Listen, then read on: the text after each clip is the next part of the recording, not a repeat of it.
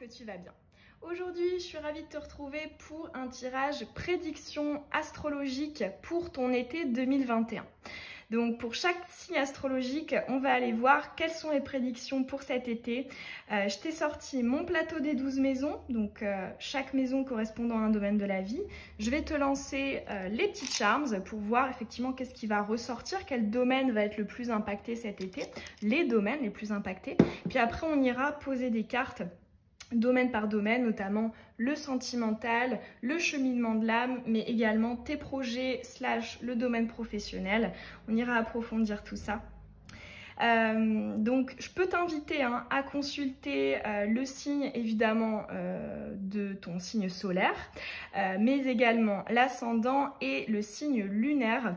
Alors on le calcule en connaissant son heure précise de naissance et évidemment la date et le lieu. Il y a plein de sites qui le calculent gratuitement sur les sites internet si tu ne les connais pas encore. Petite précision également, je ne prendrai pas de consultation privée en juillet, donc pendant tout le mois de juillet. Donc effectivement, si vous avez dans l'idée de prendre une consultation, vous pouvez le faire jusque début juillet, parce que je m'arrête à partir du 2, donc cette fin de juin et début juillet. Et puis après, je reprendrai évidemment en août, donc voilà, je réouvrirai le calendrier électronique pour août. On est donc parti, on va aller voir signe par signe et puis on est parti.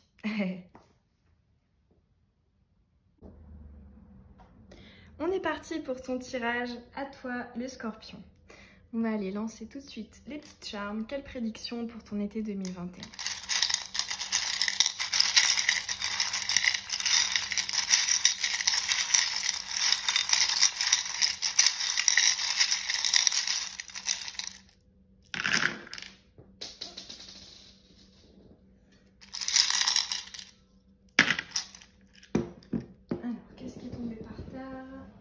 On a le chakra du cœur.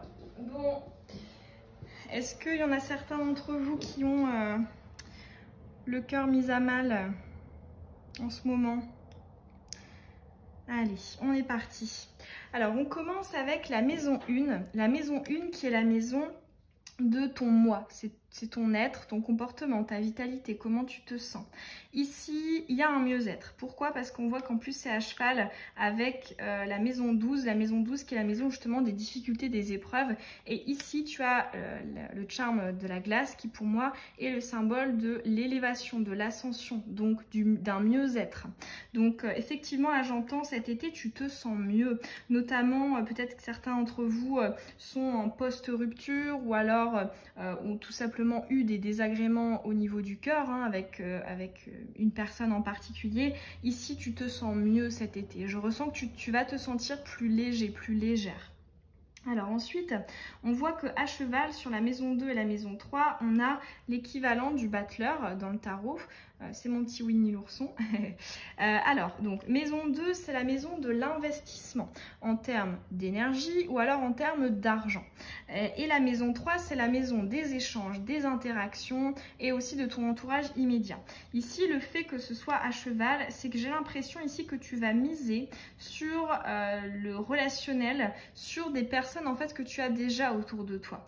Je ressens ici une envie de davantage en fait te concentrer sur les liens qui comptent véritablement, comme si en fait finalement suite à cette déception au niveau des énergies du cœur, pour certains d'entre vous sûrement sentimentales, eh bien on essaie de se rapprocher peut-être de la famille ou alors des amis. On a cette notion de j'ai envie d'aller creuser certaines relations qui sont déjà existantes, qui sont déjà autour de moi et qui sont source de richesse et de potentiel. D'autant plus que ici, bon, en charme central, parce que l'énergie ici du milieu, c'est le passé et le présent, et plus ça s'éloigne, plus c'est lointain en termes de temporalité. Ici, tu as le charme de la solitude, et justement, ce qu'on te dit, c'est que cet été, tu vas conscientiser que justement, tu n'es pas seul, que tu as des personnes autour de toi qui peuvent t'apporter du soutien, de l'amour, des belles énergies, etc. D'autant plus que là, à côté, tu as le charme de l'excès, mais que je vois positivement en effet miroir avec ce charme ici, le message qu'on a eu précédemment. Ici, moi, j'ai l'impression que justement, au lieu de venir peut-être être dans l'excès, notamment au niveau peut-être du cœur, ou alors pour certains d'entre vous ça peut être le fait d'accorder trop d'importance pour l'amitié, ou trop d'importance pour le familial, ou trop d'importance pour le sentimental. Et bien ici on essaie un petit peu de répartir en fait finalement la charge au niveau émotionnel sur d'autres relations qui sont plus solides, plus durables et qui sont déjà là et qui ont même peut-être toujours été là. Alors ensuite, maison 4, c'est la maison de la famille, du foyer, et c'est aussi l'intérieur, ton intériorité, au sens propre comme figuré.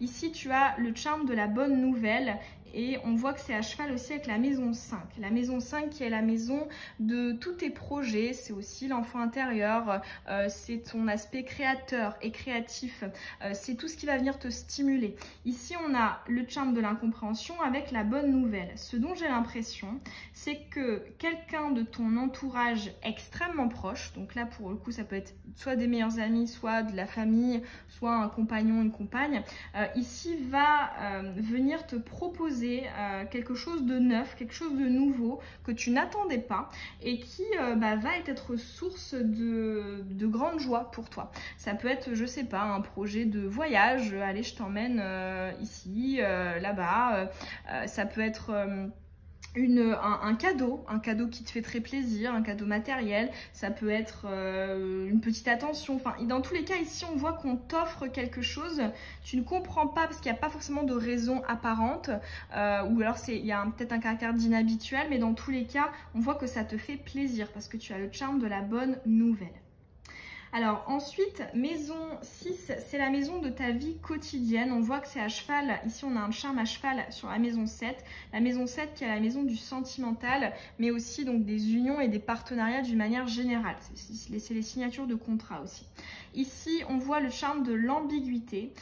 Donc on voit effectivement dans ton quotidien, il y a peut-être une relation qui est... on va dire un petit peu floutée. Ça peut être, je sais pas, quelqu'un au travail qui a un rapport ambigu avec toi, soit notamment au niveau professionnel ou alors au niveau sentimental ou amical, mais on a ici une ambiguïté cet été pour toi, d'autant plus que tu as quand même le charme de la naissance, donc on nous parle d'une nouveauté, de quelque chose qui n'était pas forcément là dans le passé. Ou en tout cas qui n'était pas aussi fort que ce que ça va être en termes d'ambiguïté. Ça peut être des sous-entendus, etc. Alors ensuite, ici, à cheval, maison 7 et maison 8, tu as le joli petit charme ici de la protection divine. Tu as les petites ailes d'ange.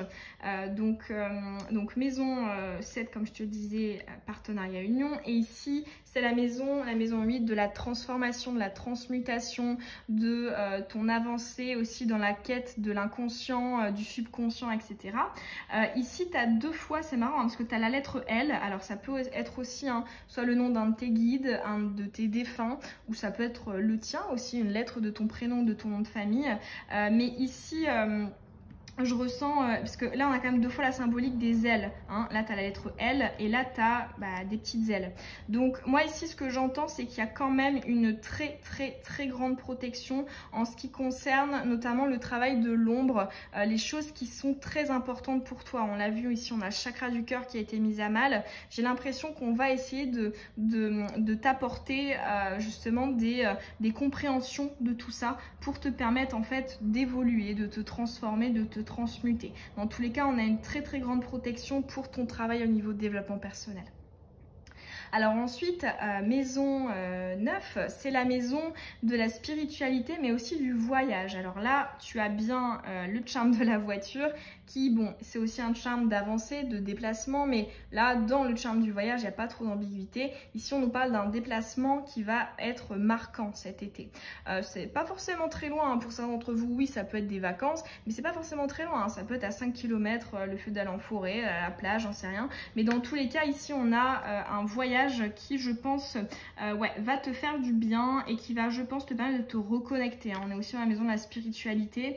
Donc là, j'entends, n'hésite pas aussi à prendre comme ça des échappées pour aller te ressourcer, pour aller passer du bon temps, pour justement continuer à te renouveler au niveau des énergies du cœur.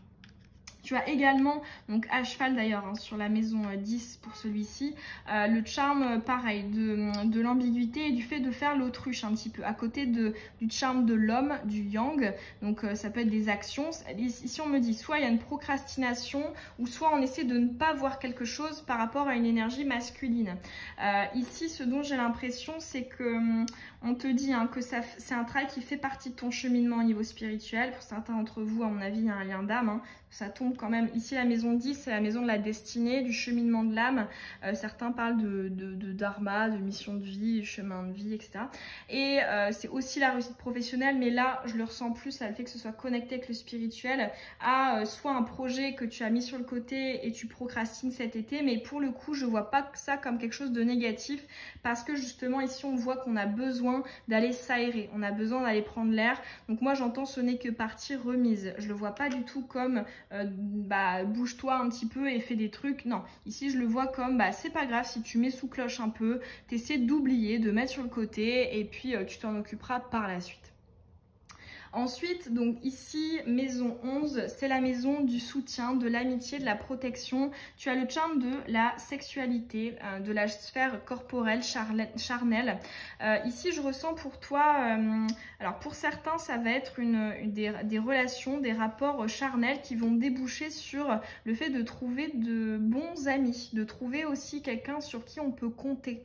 Il y a potentiellement quelques petits sex friends pour certains d'entre vous. Pour d'autres, ça peut être le fait aussi d'avoir une relation qui paraissait, on va dire, superficielle, et il n'y a pas de connotation négative, hein, on a besoin aussi de superficialité, donc de légèreté, et qui en fait, tu te rends compte hein, que tu peux compter ici sur cette personne, parce que la maison 11, c'est ça, hein, soutien, amitié, protection. Et enfin, pour terminer, ouais, on en parlait tout à l'heure, hein, maison 12, dans la maison des difficultés, tu as l'élévation. Donc là, pour le coup, pour toi, on a un mieux-être hein, pour cet été. Donc, il n'y a pas de souci, hein, notamment au niveau du cœur, je ressens un allègement. On va maintenant passer au petit tirage de cartes pour aller décortiquer domaine par domaine. Hop, allez, c'est parti. On va commencer par le sentimental, l'émotionnel, le relationnel.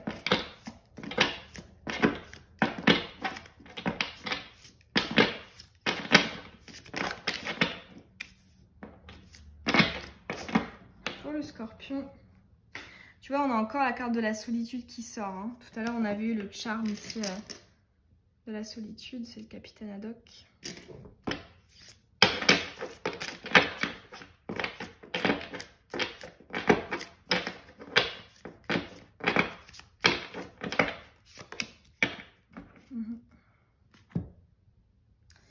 On va mettre...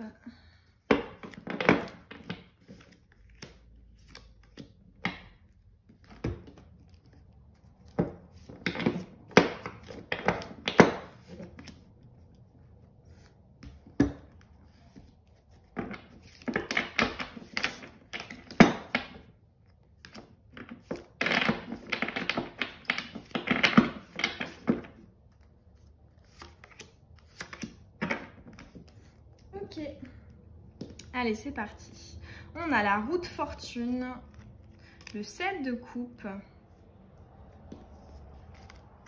on a la carte du passé, la créativité, l'équivalent de l'arcane sans nom, la recherche, l'approfondissement et l'ambition et le dynamisme. D'accord. Ok, ok. Alors, ici pour toi, on me dit, hein, n'hésite pas cet été à renouveler, une fois de plus, hein, les énergies au niveau du cœur. Moi, j'ai l'impression ici qu'on te parle de continuer à acter un détachement, une fin de cycle au niveau relationnel, parce que, alors, ça ne veut pas dire arrêter totalement d'y penser, de réfléchir là-dessus, etc., parce qu'on a quand même cette carte de la recherche, de l'approfondissement, mais... à côté, on a quand même l'arcane sans nom. Donc, moi, j'ai l'impression ici qu'on te dit ne te prends pas trop la tête cet été. En plus de ça, avec la roue de fortune, on nous parle hein, du fait que la roue va tourner. Tout à l'heure, tu avais eu hein, un charme de mieux-être. Moi, j'ai l'impression que cet été, tu peux avoir des perches, tu peux avoir de jolies rencontres. qui peuvent justement un petit peu venir égayer tes énergies, ton quotidien. Avec la créativité, c'est une énergie d'enfant intérieur, une énergie de spontanéité, de nouveauté, de légèreté, de joie aussi. Donc ouais, là j'ai l'impression, là on te dit, hein, pour cet été, ne te prends pas trop la tête parce que tu risquerais de ne pas voir qu'autour de toi, on a de jolies opportunités en fait au niveau relationnel, que ce soit des rencontres sentimentales ou des rencontres amicales. Alors ensuite, ici, avec le 7 de coupe, le passé et l'ambition et le dynamisme, là, je ressens encore cette notion de venir continuer à évincer le passé parce que le 7 de coupe ici donc, est une énergie notamment d'intérêt contradictoire en plus du message de l'indécision. En tout cas, c'est comme ça que je le vois pour toi là. Un petit peu cette idée de, tu sais, il y a 3 coupes de chaque côté, une au milieu et les 2 lignes, elles vont venir se battre pour la coupe au milieu. Comme dans le tarot classique, hein, c'est plutôt présenté sous cet aspect-là. Ici, là, pour toi, je ressens cette idée que tant que le passé est là, il y a des intérêts contradictoires avec les relations qu'on pourrait te proposer. Il y a cette idée en fait que si demain on t'envoyait la relation dont tu as véritablement besoin, que ce soit en soutien amical ou en relation affective, eh bien tu n'en voudrais même pas parce que c'est tellement bloqué, en fait, ça devient un intérêt contradictoire. Donc là, j'entends, continue ici à t'en détacher, comme on te l'a dit ici, pour voir les opportunités. Tu peux travailler notamment le chakra sacré pour venir un petit peu fluidifier tout ça. On va venir lâcher les énergies du mental, de l'intellect. Et avec l'ambition et le dynamisme, j'entends ici, tu sais que tu mérites mieux et tu sais que tu mérites d'avoir des personnes en face de toi qui qui ont les mêmes valeurs que toi, qui te respectent, qui te donnent, peuvent t'offrir ce dont toi tu as réellement besoin. Il y a cette notion de sois ambitieuse ou ambitieux pour toi-même. C'est ce que je ressens ici. Pour continuer à évincer ici l'énergie du passé et pour venir couper ici là ce petit fil.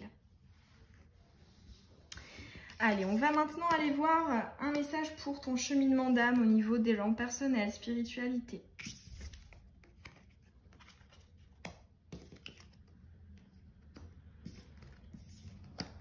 Hop, allez, c'est parti pour le scorpion.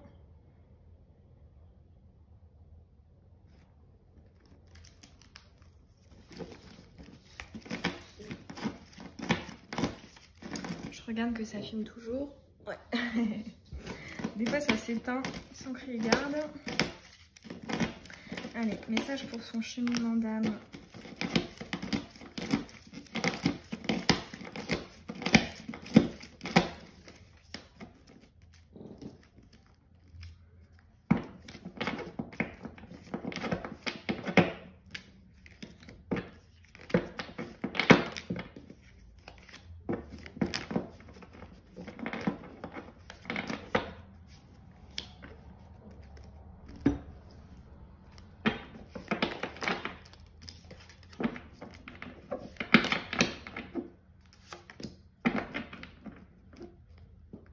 Et on va terminer avec l'oracle du Dharma.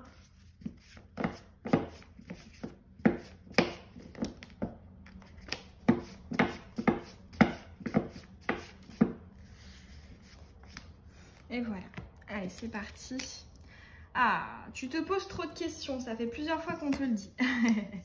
Les questions, ensuite on a les signes et les synchronicités, mais également l'élément de l'air avec la symbolique de l'oiseau et également la symbolique de la liberté. Ici, on a économie et revenus. Voilà, j'entends, ne te réfrène pas, ne te pose pas trop de questions. On a encore le chakra sacré.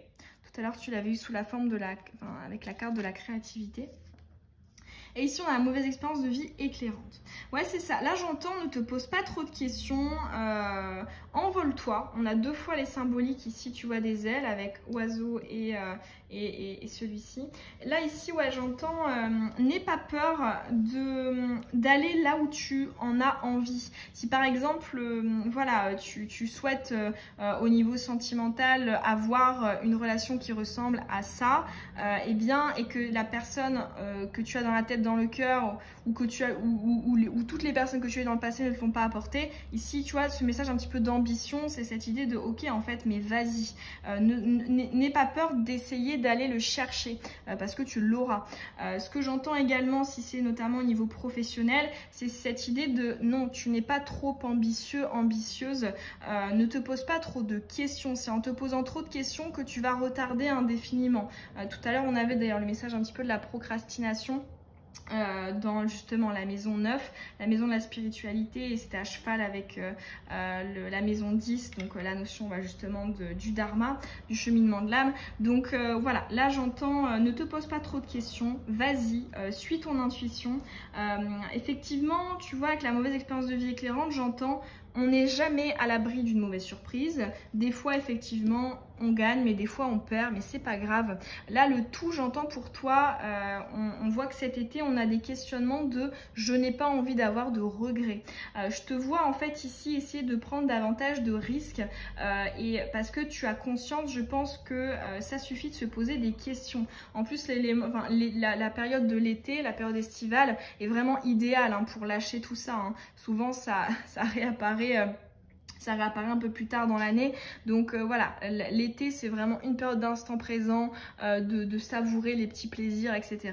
Donc profite de cette période pour travailler le chakra sacré et pour ne pas hésiter à avoir plus de liberté, de légèreté. Très très beau message. On va maintenant aller voir pour tes projets. Quel message pour tes projets ?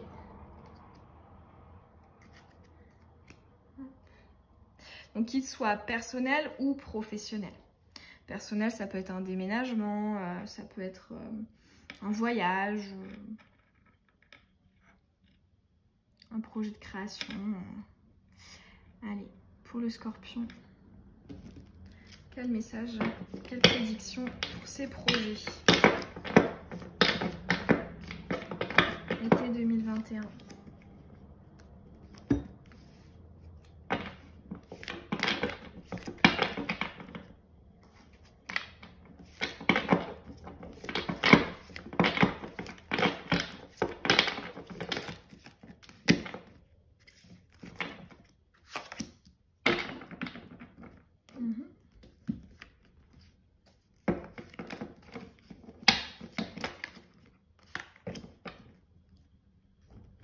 Et on va terminer avec le Béline.